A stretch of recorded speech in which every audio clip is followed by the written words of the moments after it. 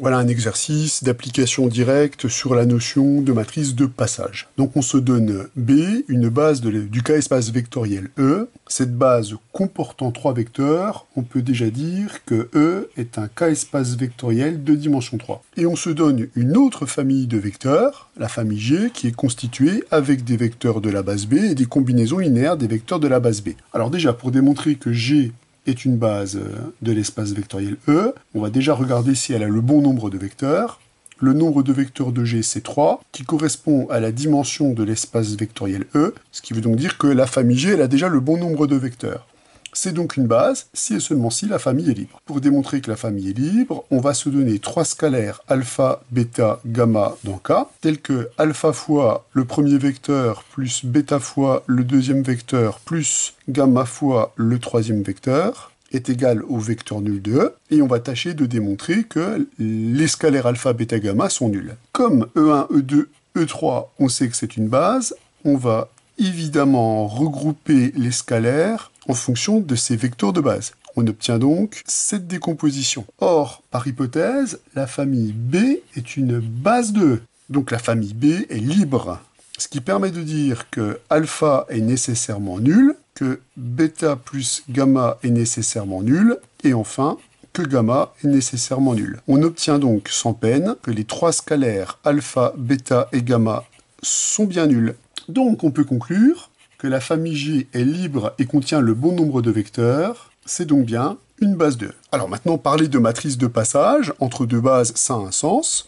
Donc on va écrire les deux matrices de passage, la matrice de passage de B vers G, puis la matrice de passage de G vers B. Alors pour ça, je vais donner un nom à mes vecteurs de la base G. Je vais leur donner comme nom G1 pour le premier vecteur de base, G2 pour le deuxième vecteur de base, et enfin G3 pour le troisième vecteur de base. À partir de là, on va appliquer les définitions du cours. La matrice de passage de la base B vers la base G, c'est une matrice 3-3. Alors attention aux conventions. On va mettre en colonne les vecteurs de la base G, G1, G2 et G3, que je vais exprimer dans la base B, E1, E2, E3. On n'a plus qu'à mettre les coordonnées pour obtenir la fameuse base que l'on cherche. Comme G1 c'est le vecteur E1, il s'écrit 1 fois E1 plus 0 fois E2 plus 0 fois E3. G2, eh bien c'est 0 fois E1 plus 1 fois E2 plus 0 fois E3.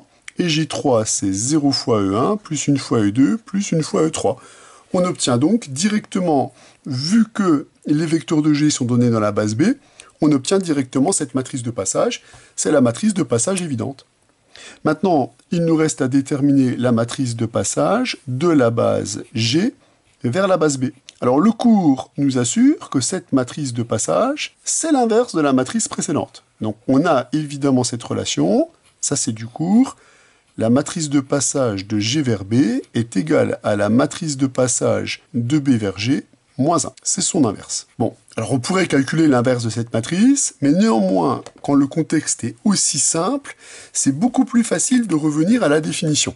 C'est beaucoup plus facile d'essayer d'écrire les vecteurs E1, E2, E3 en fonction des vecteurs G1, G2, G3, puisqu'ici, on voit que les liens entre les différents vecteurs sont très très simples. Alors effectivement, on a déjà que E1 se décompose dans la famille G1, G2, G3, c'est 1 fois G1 plus 0 fois G2 pour 0 fois G3.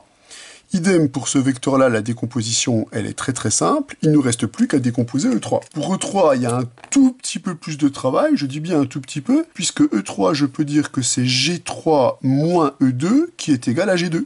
On peut donc conclure que la décomposition de E3 dans cette base, c'est 0 fois G1 moins G2 plus G3. Et vous pouvez vérifier que ces deux matrices, elles sont bien inverses l'une de l'autre, mais c'est pas la peine, on est revenu à la définition pour exprimer les vecteurs EI en fonction des vecteurs GI et obtenir la matrice de passage.